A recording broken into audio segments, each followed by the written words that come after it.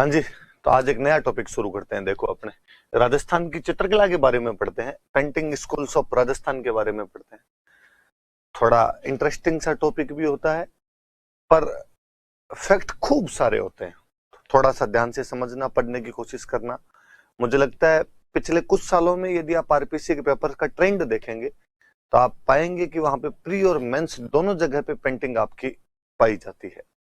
तो क्या क्या बातें हैं, क्या क्या नहीं, हम पढ़ते हैं। देखो, ये तो राजस्थान की चित्रकला का विकास यदि हम देखना शुरू करें, वैसे तो बहुत प्राचीन काल से मिलती है, पर फिर भी विधिवत रूप से उसकी शुरुआत कहीं से अपने को देखने को मिलती है, तो 1500 ईस्वी के आसपास में देखने को मिलती है। 1500 एडी के आसपास में, 1500 ईस्वी के आसपास में राजस्थान की चित्रकला का हमें विधिवत विकास, सिस्टमेटिक डेवलपमेंट वहां से दिखाई देता है। इस चित्रकला पे शुरुआत से ही जैन चित्रकला का प्रभाव रहा, गुजरात चित्रकला का प्रभाव रहा, अपभ्रंश शैली का प्रभाव रहा। अपभ्रंश का प्रयोग हम दो जगह पढ़ेंगे। भाषा के अंदर भी हम एक अपभ्रंश शैली पढ़ते हैं, चित्रकला में भी अपभ्रंश शैली पढ़ते हैं। वास्तव में जो क्लासिकल फॉर्म हुआ करती थी, भले वो लिटरेचर की थी, भले वो पेंटिंग की थी, जब उसमें थोड़ी विकृति आनी शुरू हुई, वो थोड़ी बिगड़नी शुरू हुई, वो जो शैलियां बनी थी अलग अलग, उनको हम अपभ्रंश कहते हैं। कि कभी हम कहते हैं कि हमारी संस्कृत भाषा चलती थी या प्राकृत भाषा चलती थी, और कालांतर में जब लोक भाषाओं का विकास होने लगा, हम उनको अपभ्रंश भाषाएं कहते हैं। उसी प्रकार एक कोई मुख्य फॉर्म थी इंडियन आर्ट की, और वो बाद में जब अलग अलग हिस्सों के अंदर टूटने लगी, अलग अलग हिस्सों के अंदर बंटने लगी, तो उसको अपभ्रंश शैली कहा गया था। तो जैन शैली का प्रभाव है, गुजरात शैली का प्रभाव है, अपभ्रंश शैली का प्रभाव है। मैंने कहीं और आपको शुरुआत के अंदर बताया था कि जैसलमेर के अंदर एक जिन भद्र सूरी भंडार है, और वहां पर राजस्थान के प्राचीन हस्तलिखित ग्रंथ रखे हुए हैं। कारण यह है कि राजस्थान की पुरानी सारी किताबें हैं वो जैन राइटर द्वारा लिखी गई, और राजस्थान के पुराने चित्र भी हमें उन्हीं किताबों में मिलते हैं। पुराने चित्र दो ही जगह से प्राप्त हुए हैं, या तो मिले हैं रॉक के अंदर मिले, अपने को चट्टानों के अंदर मिले हैं, कि मैं आपको कहूं डडीकर के अंदर मिले, हरसोरा के अंदर मिले, आलनिया में चित्र मिले हमें, मैं कहूं आपको गरदेड़ा में चित्र मिलते हैं, हमें बेराठ में चित्र मिलते हैं, हमें सोहनपुरा में चित्र मिलते हैं, छाजा नदी के किनारे हमें चित्र मिलते हैं, हमें चंबल नदी के किनारे चित्र मिलते हैं। मुझे लगता है ये सब बातें मैं आपसे आर्कियोलॉजिकल साइट वाले टॉपिक में कर चुका था। या दूसरे प्रकार की पेंटिंग यदि हमें कहीं पर दिखाई देती है, तो वो जो सोर्स है हमारा, वो मैन्युस्क्रिप्ट्स है, हस्तलिखित पुराने ग्रंथ हैं, उनके अंदर अपने को चित्र देखने को मिल जाते हैं। और चूंकि वो पुराने हस्तलिखित ग्रंथ ज्यादातर जैनों के द्वारा लिखे गए, इसलिए पुराने चित्रित ग्रंथ या पुराने जो चित्र हैं वो भी हमें जैनों की पुस्तकों के अंदर देखने को मिलते हैं। और चूंकि वो ज्यादातर जैन राइटर गुजरात वाले इलाके से बिलोंग किया करते थे, इसलिए दोनों शैलियां हैं, जैन शैली और गुजरात शैली। अपभ्रंश अलग अलग जब शैलियां टूटने लगी, तो उन सबका प्रभाव इधर भी आना था, तो वो भी दिखाई देता है। और बाद में एक प्रभाव निश्चित रूप से हमारी चित्रकला पर आ गया था, वो था मुगल। प्रारंभ से ही जो एक प्रभाव दिखाई देता है, वो तो दिखाई देता है हमें जैन, गुजरात और अपभ्रंश। बाद में हमारी शैली पर कोई एक प्रभाव और आने लग गया था, तो वो मुगल प्रभाव था। हम इसका विधिवत विकास 1500 ईस्वी के आसपास देखते हैं। हमारी चित्रकला को अलग अलग लोगों ने अलग अलग नाम दिए। पहले तो हमारी चित्रकला पे सबसे पहले कोई साइंटिफिक क्लासिफिकेशन करता है, कोई वैज्ञानिक विभाजन करता है, तो उस बंदे का नाम था अनंत कुमार स्वामी। अनंत कुमार स्वामी नाम के बंदे थे, जिन्होंने राजस्थानी चित्रकला का प्रथम बार वैज्ञानिक विभाजन, साइंटिफिक क्लासिफिकेशन करना शुरू किया था, डिवीजन करना शुरू किया था। बुक लिखी एक बहुत अच्छी इन्होंने, राजपूत पेंटिंग्स।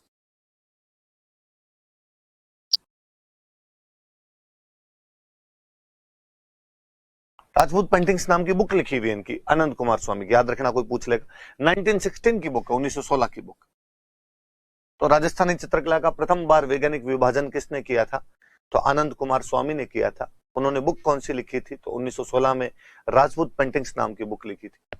और उन्होंने राजस्थान की चित्रकला को और पहाड़ी क्षेत्र की जो चित्रकला है, पहाड़ी क्षेत्र में बताऊं तो आपको हिमाचल प्रदेश, उत्तराखंड और जम्मू कश्मीर, ये वाली जो चित्रकला थी, इन सब को एक ही बुक के अंदर लिखा और उसका नाम दे दिया राजपूत चित्रकला। मालवा भी कुछ कुछ इसमें शामिल किया था, पर मैं मालवा को राजस्थान का पार्ट मान लेता हूं, इसलिए मैं अक्सर कहता हूं कि राजस्थान और पहाड़ी चित्रकला को मिला के एक बुक लिखी गई थी अनंत कुमार स्वामी द्वारा, जिस बुक का नाम था राजपूत चित्रकला नाम था, राजपूत पेंटिंग्स नाम था।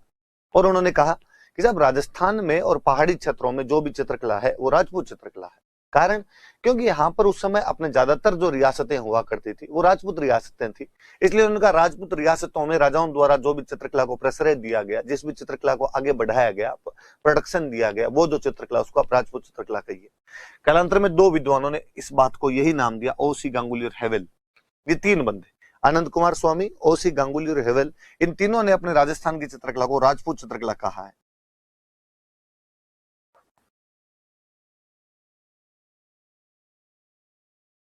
ये तीनों इसको राजपूत चित्रकला कहते हैं। एक और विद्वान व्यक्ति है डब्ल्यू.एच. ब्राउन, जिन्होंने एक बहुत अच्छी बुक लिखी, इंडियन पेंटिंग्स।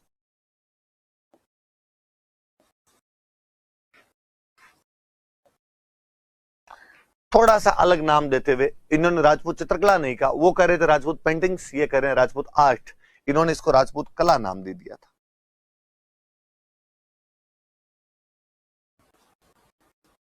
इन्होंने राजपूत कला कह दिया इसको।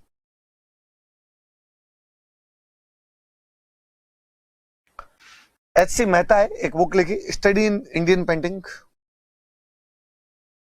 Study in Indian painting.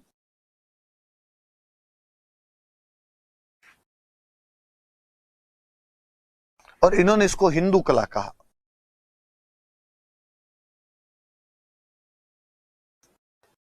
फिर सब के लास्ट में आए अपने राय कृष्णदास, इन सब के मतों का खंडन करते हुए कहते हैं कि भाई साहब, जम्मू कश्मीर, हिमाचल, उत्तराखंड वाली चित्रकला से हमारा क्या लेना देना है? हिंदुओं ने भारत में बनाए होंगे यार कहीं भी चित्र, हमारा उससे क्या लेना देना है? हमारी चित्रकला अलग है, वो राजस्थान की चित्रकला है, इसलिए उसको राजस्थानी चित्रकला कहा जाना चाहिए। तो हमारी चित्रकला को पहली बार राजस्थानी चित्रकला कोई नाम दे रहा था तो राय कृष्णदास थे। इनकी बुक का नाम है भारत की चित्रकला।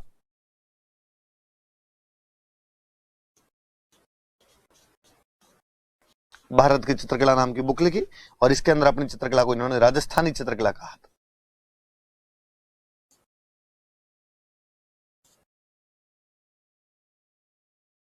चार नाम याद रखने कि पहली बार वैज्ञानिक विभाजन किसने किया था? आनंद कुमार स्वामी 1916 अपनी बुक राजपूत पेंटिंग्स में, और अपनी चित्रकला को इन्होंने राजपूत चित्रकला कहा था। कालांतर में ओसी गांगुली और हेवेल ने इसको फॉलो किया था। डब्ल्यू.एच. ब्राउन अपनी चित्रकला को राजपूत कला कहते हैं। एच.सी. मेहता अपनी चित्रकला को हिंदू कला कहते हैं। इन सभी के मतों का खंडन करते हुए राय कृष्णदास अपनी चित्रकला को राजस्थानी चित्रकला कहते हैं। इन लोगों की बुक्स के नाम है, डब्ल्यू.एच. ब्राउन की बुक है इंडियन पेंटिंग्स, एच.सी. मेहता की बुक का नाम है स्टडी इन इंडियन पेंटिंग्स, और राय कृष्णदास की बुक का नाम है भारत की चित्रकला। याद रखना, को सुमेलित करवाने वाले टाइप के अंदर आपसे पूछ लेगा कि बताइए कि किसने क्या कहा है क्या नहीं कहा है, तो याद रखा जाना चाहिए, सारी बातें याद रखना आप। और आनंद कुमार स्वामी ने जब राजपूत पेंटिंग्स लिखी थी तो इसमें न केवल राजस्थान की पेंटिंग्स को शामिल किया गया था, बल्कि पहाड़ी क्षेत्रों की जो चित्रकला थी उसको भी शामिल कर लिया गया था। ये तो थोड़ी सी नॉर्मल सी जानकारियां हैं, वापस देख सकते हैं। 1500 ईस्वी में राजस्थानी चित्रकला का विधिवत विकास प्रारंभ होता है, जिस पर प्रारंभ से ही जैन, गुजरात और अपभ्रंश शैली का प्रभाव दिखाई देता है, जो कालांतर में मुगल शैली से भी प्रभावित हुई थी। अलग अलग लोगों ने उसके अलग अलग नाम दिए थे, जो मैंने आपको बता दिए। हम आगे बढ़े।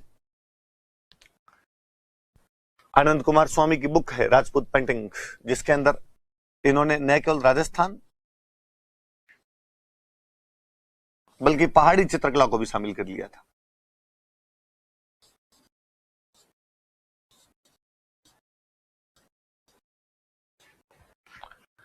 इंग्लिश मीडियम वाले भाई बंधु थोड़ा ध्यान दे। कुमार स्वामी की स्पेलिंग, कुमार स्वामी की स्पेलिंग ये है।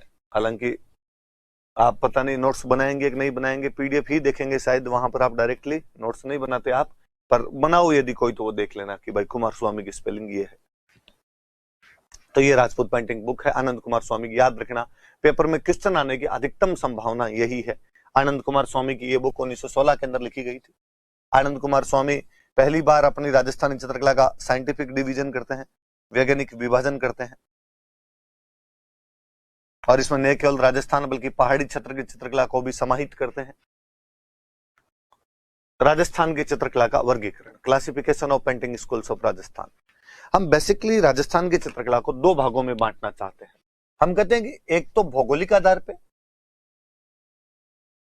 या हम कहते हैं सांस्कृतिक आधार पे, जियोग्राफिकल या कल्चरल।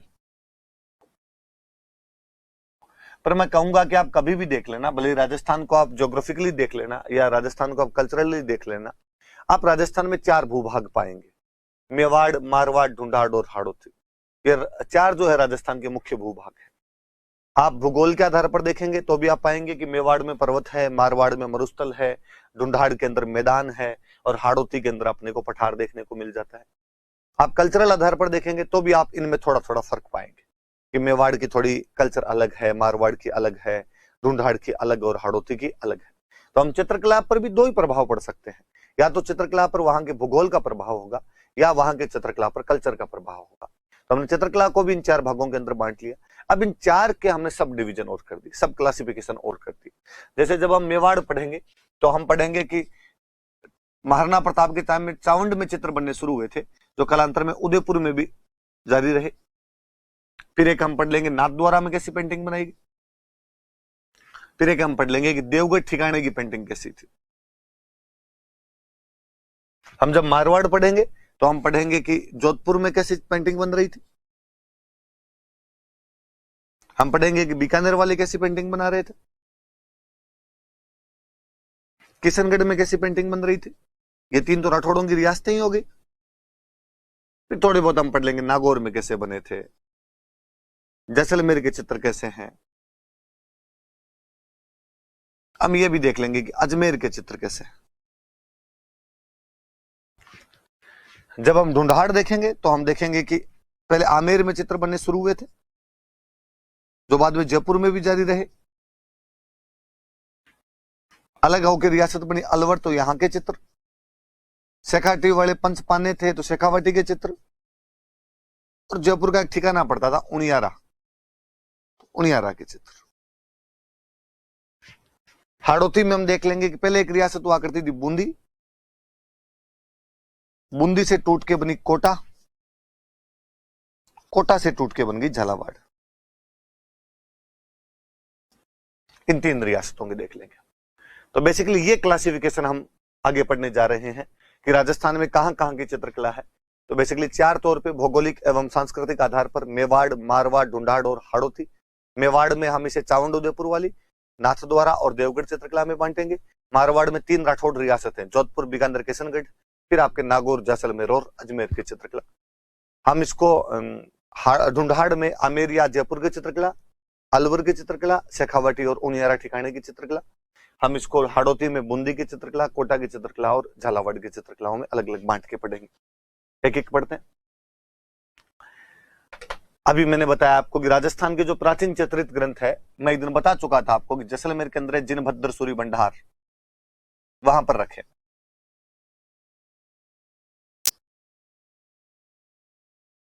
जैसलमेर का जो जिनभद्र सूरी भंडार है उसमें राजस्थान के प्राचीन चित्र रखे, चित्रित ग्रंथ रखे। ये देखिए आप, एक साइड के अंदर लिखा हुआ है, एक साइड में पेंटिंग बनी हुई है।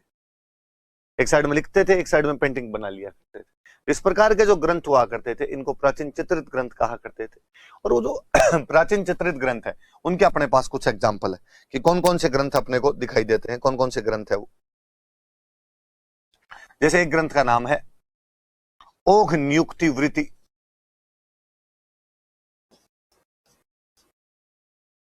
ओघ नियुक्ति वृत्ति। एक ग्रंथ का नाम है 10 वेकालिका सूत्र चूर्ण। सारी जैनों की किताबें हैं ये, शुरुआती जैनों के ग्रंथ है, उनकी माइथोलॉजिकल हिस्टोरिकल कहानियां हैं जिनके अंदर चित्र बने हुए, जैसा कि आप मेरे बराबर के अंदर देख सकते हैं। और ये जो पुराने ग्रंथ है ये जैसलमेर के जिनभद्र सूरी भंडार में रखे हुए हैं। जिनभद्र सूरी से फिर आपको पता चल रहा है कि जैनों की किताबों का एक भंडार है वहां पर। तो राजस्थान के प्राचीन चित्रित ग्रंथ यदि कोई आपसे पूछ ले कौन से हैं, तो ओघ नियुक्ति वृत्ति और 10 वेकालिका सूत्र चूर्ण है।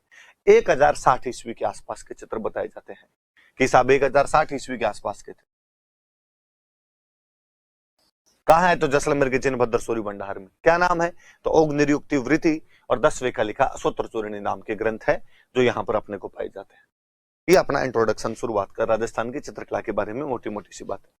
एक एक पढ़े। पहले हम मेवाड़ की चित्रकला पढ़े, वापस वही बात है कि साहब मेवाड़ की चित्रकला में भी पुराने चित्रित ग्रंथ मिलते हैं। हाँ जी, बाकायदा मिलते हैं अपने। जैसे अपने को 1260 ईस्वी में मेवाड़ महाराणा तेज सिंह के समय आहड़ में एक ग्रंथ चित्रित किया गया था। जैनों की बुक है ये भी, श्रावक प्रतिक्रमण सूत्र चूर्णी। जैनों की एक बुक का नाम है श्रावक प्रतिक्रमण सूत्र चूर्ण, किसी कमल चंद्र नामक व्यक्ति से चित्रित करवाई गई थी, वो नाम याद नहीं रखना, अपने इतना याद रखें कि मेवाड़ शैली का सबसे पुराना ग्रंथ यदि कोई अपने को मिलता है तो श्रावक प्रतिक्रमण सूत्र चूर्णी है, जो कि 1260 में महाराणा तेज सिंह के टाइम, सॉरी रावल लगाते थे उस टाइम तक, तो रावल तेज सिंह के टाइम में और आपके आहड़ के अंदर चित्रित किया गया था। तो रावल तेज सिंह के टाइम में आहड़ में श्रावक प्रतिक्रमण सूत्र चूर्णी नाम का एक ग्रंथ चित्रित किया गया 1260 ईस्वी। एक ग्रंथ और मिलता अपने को पुराना 1423 ईस्वी में, महाराणा मोकल के टाइम, मोकल और मोकल के बाद में कुंभा आए थे, तो कुंभा के टाइम में भी जारी रहा था। सिरोही के अंदर एक जगह पड़ती है देलवाड़ा, यहां पर एक ग्रंथ चित्रित किया गया था सुपार्श्वनाथ चरितम। जैनों के 7वें तीर्थंकर हुए थे सुपार्श्वनाथ जी, तो सुपार्श्वनाथ जी की एक बुक लिखी गई उनके ऊपर, सुपार्श्वनाथ चरितम। चरितम अक्सर जीवनियों को कहा जाता था, तो जैनों के जो 7वें तीर्थंकर थे सुपार्श्वनाथ जी, उन पर जो जीवनी लिखी गई थी सुपार्श्वनाथ चरितम, देलवाड़ा में महाराणा मोकल और कुंभा के टाइम में 1423 के अंदर, वो भी मेवाड़ शैली का एक पुराना ग्रंथ माना जाता है। कहा तो यहां तक जाता है कि इसके अंदर सोने की स्याही का प्रयोग किया गया था इस किताब के चित्र वगैरह बनाने में या इस किताब को लिखने के अंदर, तो दिमाग में बात रहे। मेवाड़ चित्रकला वैसे भी अपनी राजस्थान की चित्रकला का उद्भव है। राजस्थान की चित्रकला यदि कहीं से प्रारंभ होती है तो मेवाड़ से प्रारंभ होती है। राजस्थान की चित्रकला का उद्गम, ओरिजिन, उद्भव यदि कहीं पर है तो मेवाड़ की चित्रकला पर है। मैं और कहूं कि मेवाड़ की चित्रकला अजंता की चित्रकला को कंटिन्यू करती है। अजंता की गुफाओं में जो चित्रकारी मिली है हमें, वैसी वैसी कुछ आगे आपको मेवाड़ में दिखाई देती है। अजंता चित्रकला से प्रभावित है।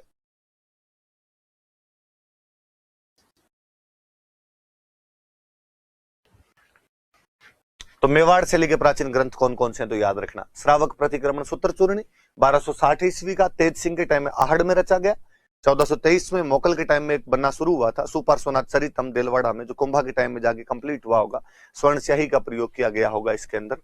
ये मेवाड़ शैली के प्राचीन चित्रित ग्रंथ है। मेवाड़ शैली राजस्थानी चित्रकला का उद्भव है। मेवाड़ शैली अजंता शैली से प्रभावित दिखाई देती है। एक हम लेते हो पहले भाई चावंड वाली चित्रकला या आपके उदयपुर वाली चित्रकला। और याद आएगा आपके कि हम जब हिस्ट्री पढ़ रहे थे तब हमने पढ़ा था कि महाराणा प्रताप ने जब 1587 के आसपास में चावंड को अपनी राजधानी बना लिया था 1585 के बाद में, तो उनको थोड़ा शांतिपूर्ण टाइम मिला था। मुगलों का अटैक होने बंद हो गए थे। मुगलों का अंतिम जो अटैक था वो 1585 में जगन्नाथ कछवाहा कर चुका था। तो उसके बाद में प्रताप को जब थोड़ा शांति का माहौल मिला तो प्रताप ने वहां कला एवं संस्कृति को बढ़ावा दिया। और जब वहां पर वो कला और संस्कृति को बढ़ावा दे रहे थे तो उन्हीं दिनों के अंदर और महाराणा प्रताप ने चावंड से मेवाड़ चित्रकला की विधिवत शुरुआत की। तो चावंड से मेवाड़ चित्रकला का विकास प्रारंभ होता है सही ढंग से। इससे पहले यत्र तत्र को चित्र बन रहे थे। मेवाड़ चित्रकला का विकास प्रारंभ होता है। एक बहुत अच्छा चित्र बनाया गया था इस टाइम में चावंड के अंदर, ढोला मारू का चित्र।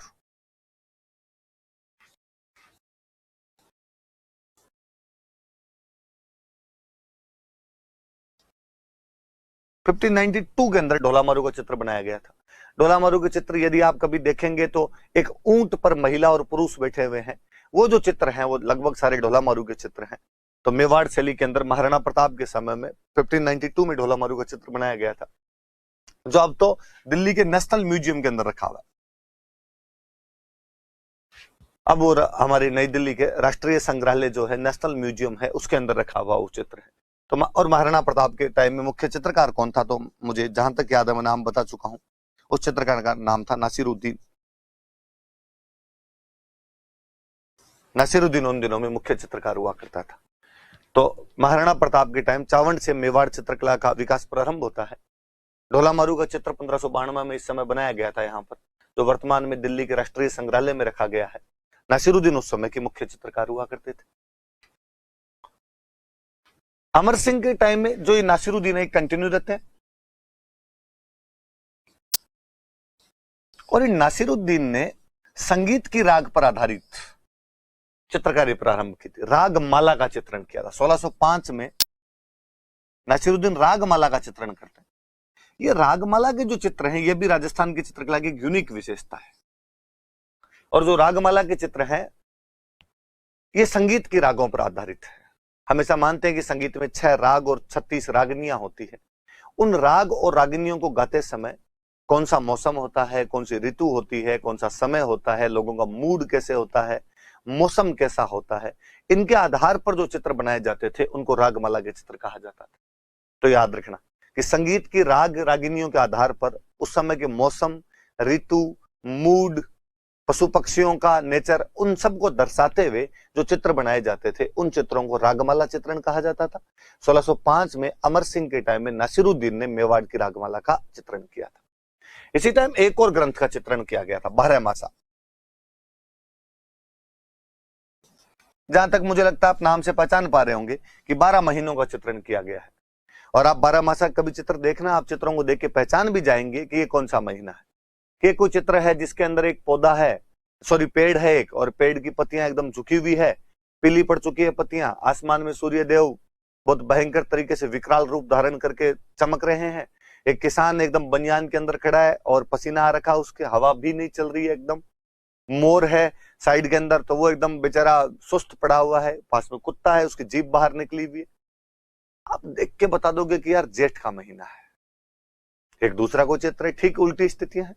पेड़ हरा भरा है, हल्की हल्की छींटे पड़ रही है, किसान बेहद प्रफुल्लित मुद्रा के अंदर खड़ा है, मोर पंख फैला रखे नाच रहा है, कुत्ता प्रफुल्लित मुद्रा के अंदर बैठा हुआ है।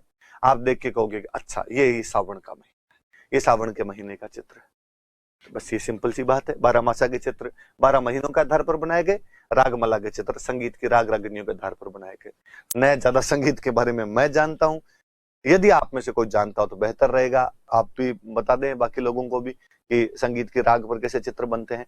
बाकी मैंने जो इनकी पेंटिंग वगैरह देखी उनमें यही लगा कि संगीत के अलग अलग राग होती है, जैसे राग दीपक, राग भैरवी, राग श्री, राग Malkauns.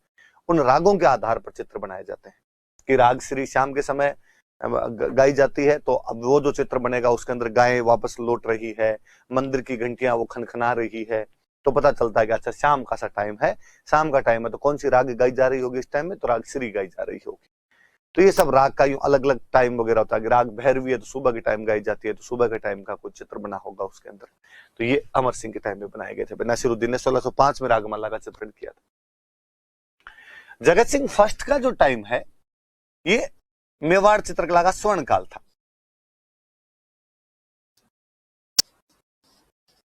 Golden era of painting school of Mewar है। अब देखो हुआ यह है कि अमर सिंह के टाइम में 1615 में मुगल मेवाड़ संधि हो जाती है। मुगल मेवाड़ संधि के बाद राजधानी चावंड, 28 साल चावंड राजधानी रही थी, अब राजधानी उदयपुर शिफ्ट हो गई थी। उदयपुर शिफ्ट होने के बाद में इन लोगों ने और चित्र वगैरह बनवाने शुरू किए। उदयपुर में राजधानी लगभग करण सिंह के टाइम में आई थी। 1615 में अमर सिंह तो उधर नौचौकी चला ही जाता है आपका, करण सिंह के हाथ में सत्ता आ जाती है। 20 में करण सिंह राजा बन ही जाता है, करण सिंह के हाथ में आई, पर 28 में करण सिंह मर गया, जगत सिंह राजा बने। वो एक बड़े राजा थे, दानवीर राजा थे। तो उनके टाइम में मेवाड़ शैली के अंदर कुछ नए प्रयोग किए गए। तो यहाँ से मेवाड़ चित्रकला का स्वर्ण काल था। उनको जब टाइम मिला बहुत अच्छे से, तो उन्होंने यहाँ पर एक चित्रशाला बनवाई थी। आप चित्रशाला को यूं समझ लीजिए कि पेंटिंग डिपार्टमेंट बनवाया था, चित्रशाला बनवाई थी। इस चित्रशाला को बोलते थे चितेरोरी ओबरी। चितेरा मतलब पेंटर, ओबरी मतलब कमरा। तो एक पेंटर्स के लिए कमरा बनाया गया, चित्रशाला बनाई गई। वह सारे पेंटर यहाँ पे बैठ के पेंटिंग कर सकते हैं। वो सारे दिन बैठ के वहां पे पेंटिंग बनाते, इसलिए उसको कहते थे तस्वीरारो कारखानों। तस्वीरारो कारखानों कहा जाता था उसको। दो अच्छे चित्रकार हुए इनके टाइम के अंदर, जगत सिंह जी के टाइम। एक हुए साहिबदीन, एक हुए थे मनोहर। ये जो साहिबदीन थे, इन्होंने राजाओं के व्यक्तिगत चित्र बनाने शुरू किए थे। इससे पहले तक अभी तक किताबों वाली पेंटिंग हो रही थी, रागमाला 12मासा ही रचे जा रहे थे, ढोलामरू के चित्र बन रहे थे।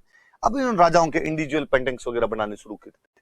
साहिबदीन बहुत अच्छा चित्रकार था। साहिबदीन ने फिर एक रागमाला और बनाई थी, अलग अलग चित्रकारों द्वारा रागमाला चित्रित की गई, तो साहिबदीन ने भी रागमाला का चित्रण कर दिया। और एक मनोहर नाम का चित्रकार और था। तो जगत सिंह फर्स्ट का याद रखना कि इनका जो टाइम है वो मेवाड़ चित्रकला का स्वर्ण काल था। चित्रशाला का निर्माण करवाया था, जिसको चितेरों की ओबरी या चितेरो री ओबरी अथवा तस्वीरारों कारखानों कहा जाता था। भाई तस्वीरें बनती है ज्यादा, तो तस्वीरों का कारखाना हो गया वो। साहिबदीन और मनोहर नाम के चित्रकार इनके दरबार में थे, जिनमें जो साहिबदीन था उसने व्यक्तिगत चित्र बनाने शुरू किए थे। किसके बनाएगा? तो राजाओं के बनाएगा। और रागमाला का चित्रण इसने भी किया था, याद रहे। संग्राम सिंह सेकंड आए। संग्राम सिंह सेकंड के टाइम में खूब अलग अलग प्रकार के चित्र बने थे।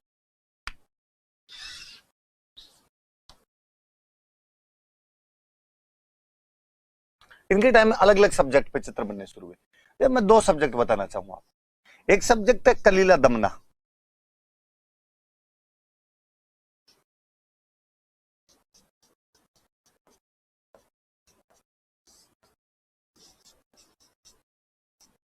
और एक सब्जेक्ट है मुल्ला दो प्याजा के लतीफे। और भी खूब सारे श्रृंगार पे, रागमालाओं पे कई अलग अलग चित्र बने थे। फिर ये दो सब्जेक्ट क्या, दो अलग सी चीजें हैं।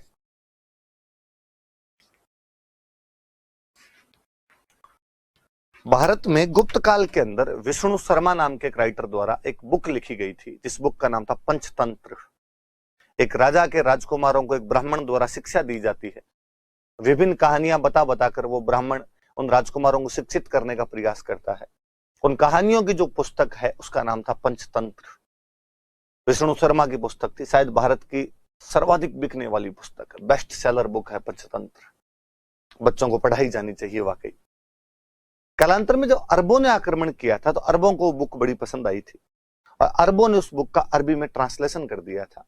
उस बुक का जो अरबी ट्रांसलेशन है उसका नाम है कलीला व दमना, या कलीला दमना के नाम से उसका अरबी में ट्रांसलेशन किया गया था। कालांतर में अपने भारत में चूंकि अरबी और फारसी भाषाएं मुख्य भाषाएं बन गई थी मुस्लिम शासन के बाद, इसलिए कलीला दमना के अंदर जो कहानियां हैं उन सब्जेक्ट्स पे चित्र यदि किसी राजा के टाइम में बने थे तो राजा संग्राम सिंह सेकंड थे। मुल्ला दो प्याजा अकबर के दरबार के एक नवरत्न थे जो खाने में अक्सर दो प्याज खाया करते थे, इसलिए उनका नाम मुल्ला दो प्याजा पड़ गया। चुटकुले सुनाया करते थे बीरबल की तरह, तो मुल्ला दो प्याजा के लतीफों, लतीफे मतलब चित्र, उन पे जो चित्र बनाए गए थे वो भी किसके टाइम बनाए गए थे? तो संग्राम सिंह सेकंड के टाइम। तो संग्राम सिंह सेकंड के टाइम मुख्यतः दो सब्जेक्ट पे चित्र बनाए गए थे। कौन कौन से सब्जेक्ट है? तो कलीला दमना की कहानियां और मुल्ला दो प्याजा के लतीफे। कलीला दमना क्या है? तो पंचतंत्र का अरबी अनुवाद है। पंचतंत्र क्या है? पंचतंत्र क्या है? विष्णु शर्मा की पुस्तक है। इतनी बातें याद रहे आपको। हम मेवाड़ चित्रकला की विशेषताएं पढ़े यदि कि क्या क्या विशेषताएं थी मेवाड़ चित्रकला में, तो मैं कहूंगा कि एक तो मेवाड़ चित्रकला जो है वो राजस्थानी चित्रकला का उद्गम है। राजस्थानी चित्रकला का ओरिजिन है।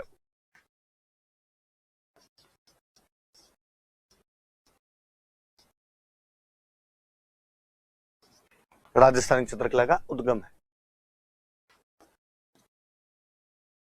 प्राचीन, सबसे प्राचीन चित्रकला उद्गम है तो अपने आप में प्राचीन हो गया। खूब चटक रंग यूज में लिए गए थे, लाल रंग का प्रयोग, पीले रंग का प्रयोग, हरे रंग का प्रयोग, नीले रंग का प्रयोग, सफेद रंग का प्रयोग। इन रंगों के खूब सारे प्रयोग हुए। जो शिकार के दृश्य हैं उनमें 3D इफेक्ट दिखाई देता है, क्योंकि राजा महाराजाओं का दौर था तो ऑब्वियस सी बात है शिकार के दृश्य बनाए जाएंगे।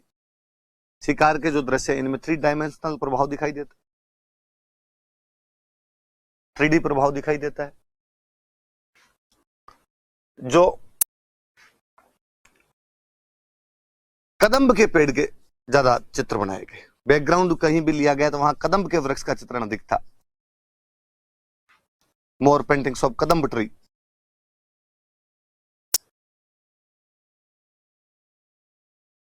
कदम्ब के वृक्ष का अधिक चित्रण किया गया था। और तो मैं विशेषता बताऊं तो महिलाओं की जो आकृतियां वो मीनाकृति, मछली जैसी यूं महिलाएं, सॉरी, मछली जैसी आकृति की उनकी आंखें, महिलाओं की आंखें, मीनाकृति आंखें महिलाओं की। तो मुझे कई बार लगता है कि यार चित्तौड़ का किला भी उन लोगों ने मछली की आकृति में बनाया और महिलाओं की आंखें वगैरह बनाई वो भी मछली की आकृति में बनाई। तो शायद मेवाड़ वालों का मछली से कोई ज्यादा ही लगाव है। पुरुषों के जो कद है वो ज्यादा ऊंचे नहीं दिखाए गए, थोड़े कम कद के पुरुष दिखाए गए।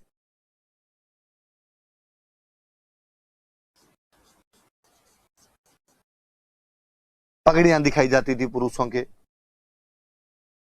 मूछें वगैरह दिखाई जाती थी, एकदम यूं गठीले बदन की, स्ट्रांग बॉडी बिल्डर टाइप के से दिखाई जाते थे थोड़े। ये थोड़ी विशेषताएं याद रखेगी। राजस्थानी चित्रकला का उद्गम था, लाल पीले हरे नीले सफेद रंगों का प्रयोग किया गया। शिकार के दृश्यों में 3D प्रभाव दिखाई देता है। कदम्ब के वृक्ष का चित्रण अधिक किया गया है। महिलाओं के जो चित्र हैं उनमें उनकी आंखें मछली जैसी दिखाई गई है। पुरुष थोड़े कम कद के दिखाए गए, पुरुषों के सिर पर पगड़ियां दिखाई गई है। गर्दन छोटी छोटी दिखाई है पुरुषों की, ज्यादा बड़ी गर्दन नहीं, छोटी गिरवा।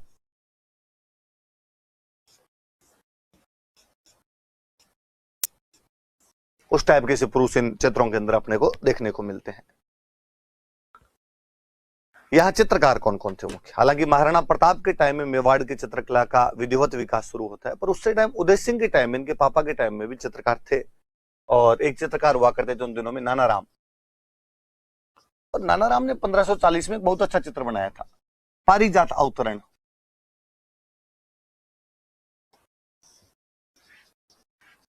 पारिजात अवतरण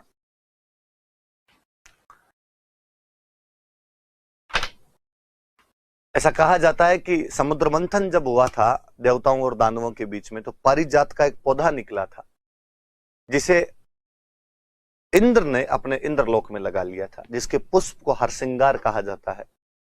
और कहते हैं कि मां सीता ने 14 साल वनवास के दौरान केवल हरसिंगार से अपना श्रृंगार किया था, इसके अलावा श्रृंगार की किसी वस्तु का प्रयोग नहीं किया था। कहा यह भी जाता है कि माता कुंती जब भगवान शिव का कुंतेश्वर महादेव मंदिर बनवा रहे थे, तो उन्होंने कहा कि पारिजात का पौधा लगाना है इसके पास में, तो पारिजात के फूल लाए जाने चाहिए, जिससे मैं पारिजात के फूलों से अभिषेक करूंगी इसका। अर्जुन इंद्रलोक गए, वो पारिजात का पूरा पौधा ही लेकर आ गए थे।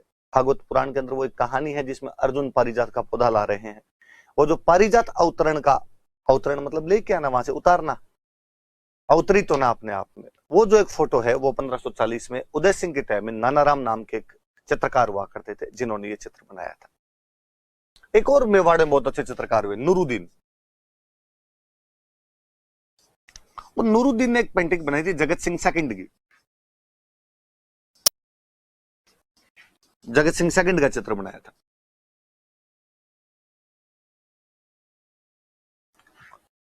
और कुछ चित्रकारों के नाम लिखूं तो मैं गंगाराम, कृपाराम, जगन्नाथ,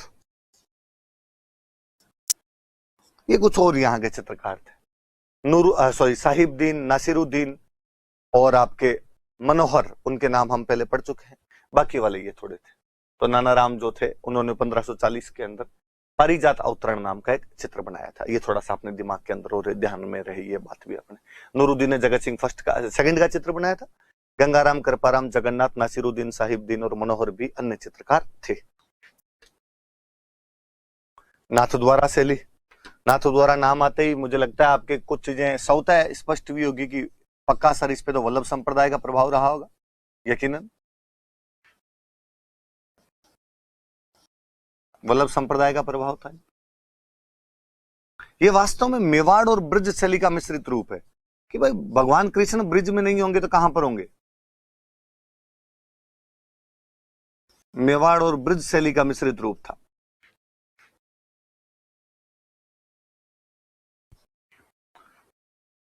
भगवान कृष्ण के मंदिर में, श्रीनाथ जी के मंदिर में, उनकी मूर्ति के पीछे कपड़े के पर्दे पर या दीवार पर भगवान कृष्ण की लीलाओं का चित्रण किया गया था। हम उनको पिछवाइयां बोलते हैं।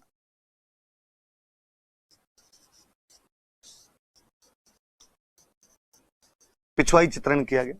पिछवाई चित्रण में क्या होगा? तो भगवान कृष्ण के चित्र ज्यादा बनेंगे। भगवान कृष्ण के चित्र ज्यादा, गायों के चित्र ज्यादा, केले के पेड़ के चित्र ज्यादा। कदली के पितरे, कदली का दो या केला का दो एक ही बात है। आप और याद कर लीजिए, हम पढ़ते हैं कि नाथ द्वारा में केले की सांझी बनाई जाती है। चीजें जुड़ी हुई आपस में कहीं ना कहीं। आसमान में देवताओं का चित्रण,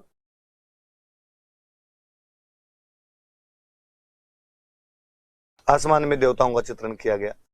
जैसे आसमान में देवता बैठे हो, नीचे भगवान कृष्ण की लीलाएं देख रहे हो। हरा और पीला रंग ज्यादा यूज में लिए गए।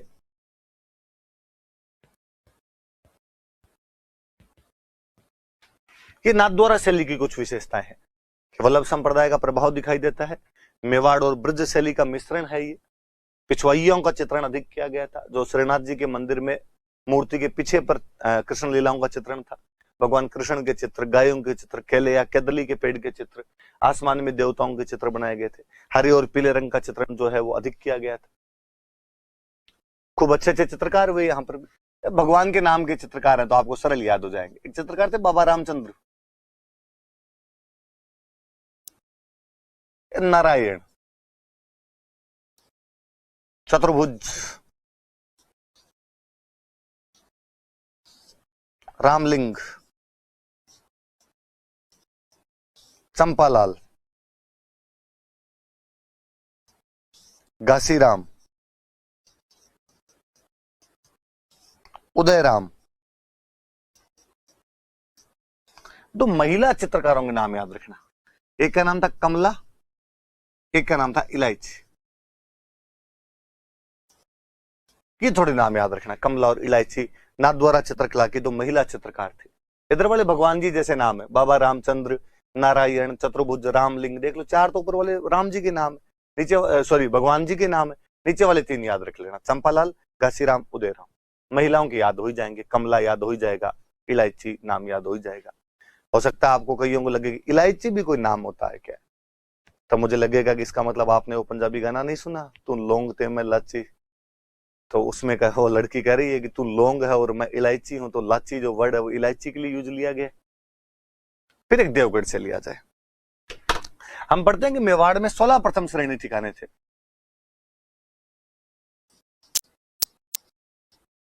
इनमें जो 16वां ठिकाना स्थापित किया गया था वो देवगढ़ ही था। तो कहते हैं इस ठिकाने के जो सामंत होते हैं उनको 16वें उमराव बोलते थे। ये ठिकाना कहते 1680 में महाराणा हुए थे जय सिंह, राज सिंह जी के मरने के जस्ट बाद में अगले महाराणा बने जय सिंह जी। महाराणा जय सिंह ने द्वारिकादास चुंडावत को दिया था, चुंडावतों का ठिकाना था। तो यहां की चित्रकला भी इन्हीं के साथ शुरू हो गई। तो देवगढ़ मेवाड़ रियासत का एक प्रथम श्रेणी ठिकाना था, 16 ठिकानों में से अंतिम ठिकाना माना जाता था, इसलिए यहाँ के सामंत 16वें उमराव कहलाते थे। 1680 में महाराणा जयसिंह ने यह ठिकाना द्वारिकादास चुंडावत को दिया था। तो द्वारिकादास चुंडावत के टाइम यहाँ की चित्रकला की विधिवत शुरुआत होती है। मैं थोड़ी बात बताऊं इस चित्रकला की।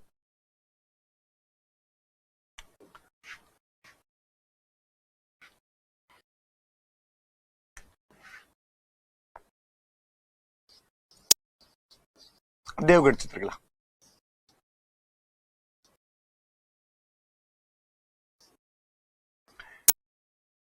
खूब साल तक लोग ऐसा मानते रहे कि देवगढ़ चित्रकला अलग नहीं है यार, ये तो वही है, उदयपुर वाली चित्रकला है। कालांतर में एक बंदे आए थे श्रीधर अंधारे, और श्रीधर अंधारे ने कहा कि नहीं भाई ये वाली चित्रकला अलग है। तो देवगढ़ चित्रकला को कोई प्रकाश में लाने वाला था, तो वो बंदा था श्रीधर अंधारे। मुझे लगता है कि सर श्रीधर अंधारे का नाम खुद का अंधारे है, पर चित्रकला को प्रकाश तो दिखाई गए थे। तो कौन सी चित्रकला को प्रकाश दिखाया था इन्होंने, तो इन्होंने देवगढ़ चित्रकला को प्रकाश दिखाया था। वैसे वास्तव में देवगढ़ चित्रकला अपने मेवाड़, मारवाड़ और ढूंढाड़ तीनों का मिश्रण है। मतलब हाड़ौती छोड़ दो, बाकी तीनों का मिश्रण है। मेवाड़, मारवाड़ और ढूंढाड़ का मिश्रण है। पीले रंग का यूज ज्यादा है।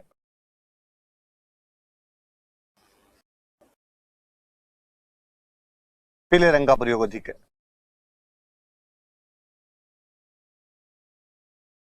इसलिए मैंने पीले रंग से लिख दिया ताकि आपके दिमाग में रहे कि यार देवगढ़ वाली चित्रकला में पीले रंग का प्रयोग ज्यादा किया गया है।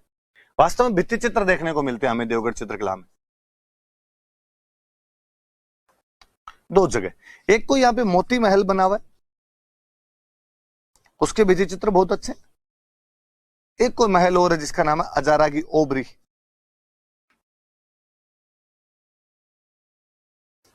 उस अजारा की ओबरी के जो भित्ति चित्र है वो भी बहुत अच्छे से बने हुए। चित्रकार वे खूब सारे चित्रकारों के नाम है यहाँ पर भी। ऐसे एक चित्रकार हुए उनका नाम है कंवला, कंवड़ो कंवड़ो जो जिसको अपने बोलते हैं। एक चित्रकार उनका नाम है चोखा, एक चित्रकार है उनका नाम है बेजनाथ, एक चित्र का नाम बगता, हरचंद, नगा, ये यहाँ के मुख्य मुख्य चित्रकार थे। तो देवगढ़ चित्रकला मेवाड़ के एक ठिकाने देवगढ़ की चित्रकला है जो 1680 में द्वारिकादास चुंडावत के टाइम में शुरू हुई थी। ये वास्तव में मेवाड़, मारवाड़ और ढूंढाड़ चित्रकला का मिश्रण है जिसमें पीले रंग का प्रयोग अधिक किया गया है। मोती महल और अजारा की ओबरी के भित्ति चित्र देखने योग्य हैं। श्रीधर अंधारे ने इस चित्रकला को महत्वपूर्ण स्थान दिलाया था या प्रकाश में लाने का कार्य किया था। तो ये बात भी थोड़ी सी दिमाग में रहे, श्रीधर अंधारे वाले। इसके जो चित्रकार है उनके नाम है कंवला, चोखा, बेजनाथ, बगता, हरचंद, नगा, ये मुख्य चित्रकार है। मोती महल और अजारा की ओबरी में इसके भित्ति चित्र देखने को मिलते हैं। पीले रंग का प्रयोग ज्यादा है। श्रीधर अंधारी ने प्रकाश में लेके आए थे इसको। मेवाड़, मारवाड़, ढूंढाड़ का मिश्रण है इस चित्रकला के अंदर। एक पेंटिंग देखिए आप, मेवाड़ चित्रकला की एक पेंटिंग ली हमने, साहिबदीन की बनाई हुई पेंटिंग है। साहिबदीन जो हम पढ़ रहे थे कि जगत सिंह फर्स्ट के टाइम में था और उसने महाराणाओं के व्यक्तिगत चित्र बनाए थे और मैंने बताया था उसने रागमाला का चित्रण भी किया था। युद्ध कांड ऑफ रामायणा, रामायण के युद्ध कांड का चित्र है कि भगवान राम युद्ध करने के लिए जा रहे हैं, तो उसका जो चित्र बना हुआ है वो चित्र बना हुआ है, देख लीजिए मेवाड़ में 1652 के अंदर इंडिया ऑफिस लाइब्रेरी लंदन के अंदर लगा हुआ। अब तो ये जो हम पढ़ेंगे आगे मॉडर्न इंडिया जब पढ़ेंगे कि इंडिया ऑफिस क्या था, उसके जो लाइब्रेरी है लंदन के अंदर, उसके अंदर ये पेंटिंग लगी हुई है युद्ध कांड ऑफ रामायणा की। किसकी बनाई हुई है? तो साहिबदीन की बनाई हुई पेंटिंग। तो दिमाग में रखना, थोड़ा सा देख लो, आप चित्र देखोगे थोड़ा तो और आपको कई चीजें यूं पता चलेगी इन चित्रों के बीच में कि क्या क्या है। सब वानर सेना दिखाई दे रही है इनके बीच के अंदर, आपको दशासन भी दिखाई देगा इन चित्रों के बीच में, मां सीता भी आपको शोक वाटिका के अंदर दिखाई देंगे। तो सब प्रकार के चित्र हैं इनमें। एक चित्र महाराणा जगत सिंह सेकंड का, महाराणा जगत सिंह सेकंड की उसमें सवारी निकल रही है, हाथी पर बैठ के महाराणा जगत सिंह सेकंड जा रहे हैं। 1744 का चित्र बना हुआ है। Metropolitan museum of art New York के अंदर ये चित्र लगा हुआ है। देखिए अपने चित्र कहां कहां पहुंच गए थे। तो ये भी एक बहुत अच्छा सा चित्र है, ये भी मेवाड़ पेंटिंग का चित्र है। महाराणा जगत सिंह सेकंड की सवारी का चित्र है। एक चित्र है Krishna Shrinath ji celebrating the festival of Sharad Purnima, Sharad Purnima के त्योहार को सेलिब्रेट करते हुए भगवान कृष्ण का एक चित्र है, नाथद्वारा का, नेशनल म्यूजियम न्यू दिल्ली में। आप ध्यान दीजिए कि इसमें केले के वृक्ष का चित्रण किया गया, केले के वो पत्ते दिखाए गए इसके अंदर, क्योंकि नाथद्वारा शैली में केले के उसका ज्यादा चित्रण किया जाता था। बाकी लीलाओं का चित्रण अपने आप में पिछवाई है। श्रीधर मेवाड़ के चित्रकला पे 3 लोगों ने बहुत अच्छा सा काम किया है। एक श्रीधर अंधारे सर,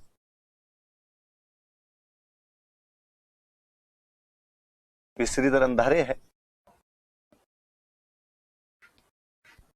ये आपके आर के वशिष्ठ है,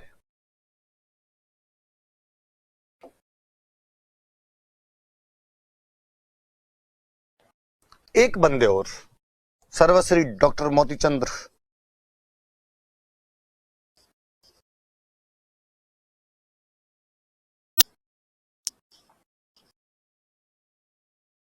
उन्होंने बहुत अच्छा काम किया। तो कोई पूछे कि मेवाड़ की चित्रकला पर कार्य करने वाले लोग कौन कौन थे, तो श्रीधर अंधारे, फिर आपके आर के वशिष्ठ और सर्वश्री डॉक्टर मोतीचंद्र ने मेवाड़ चित्रकला पर अच्छा सा काम किया था। मैं 2 बंदों के नाम और लेना चाहूंगा जिन्होंने मेवाड़ चित्रकला पे काम किया। एक बंदे का नाम है डगलस बेरेट,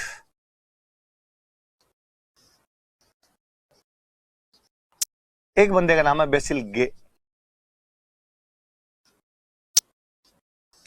और डगलस बेरेट और बेसिल गे मानते हैं कि भारत में चित्रकला का एक प्रकार है, उस प्रकार का नाम है चोर पचासी का।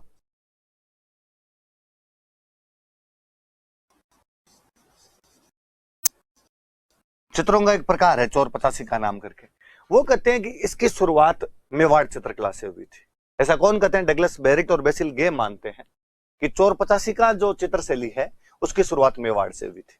मैं फिर बताऊं कि चोर पचासी का क्या है, हालांकि वो पेंटिंग लगाने भूल गए हम, मैं चाह रहा था कि वो पेंटिंग भी लगाई जाए इसके अंदर। अच्छा ये तो दूसरी, ये भी मैं बताऊंगा अभी। तो डगलस बेरेट और बेसिल गे ने कहा कि चोर पचासी का जो है उसकी शुरुआत मेवाड़ से मानी जाती है। एक कश्मीरी ब्राह्मण हुए थे, बहुत अच्छे राइटर थे, जिनका नाम है विलहण, और वास्तव में विलहण की एक किताब है चोर पचासी का, जिसमें एक चोर अपनी प्रेमिका से मिलने के लिए जाता है। तो चोर और उसके प्रेमिका के मिलने की जो कहानियां हैं कि वो अलग अलग रूप धारण करके अपनी प्रेमिका से मिलने के लिए जाता है, उस सब्जेक्ट पर जो चित्र बनाए गए थे उन चित्रों के नाम चोर पचासी का है। पूरे भारत के अंदर ये विलहन की चोर 85 कहां पर चित्र बनाए गए थे। डगलस बेरेक्ट और बेसिल गे ऐसा मानते हैं कि ये जो चित्र है ये मेवाड़ शैली में सबसे पहले बने थे, इनकी शुरुआत मेवाड़ शैली से है। तो कोई कहे कि चोर 85 का शैली मेवाड़ से प्रारंभ हुई, ऐसा कौन कहता है? तो डगलस बेरेक्ट और बेसिल गे ऐसा कहते हैं।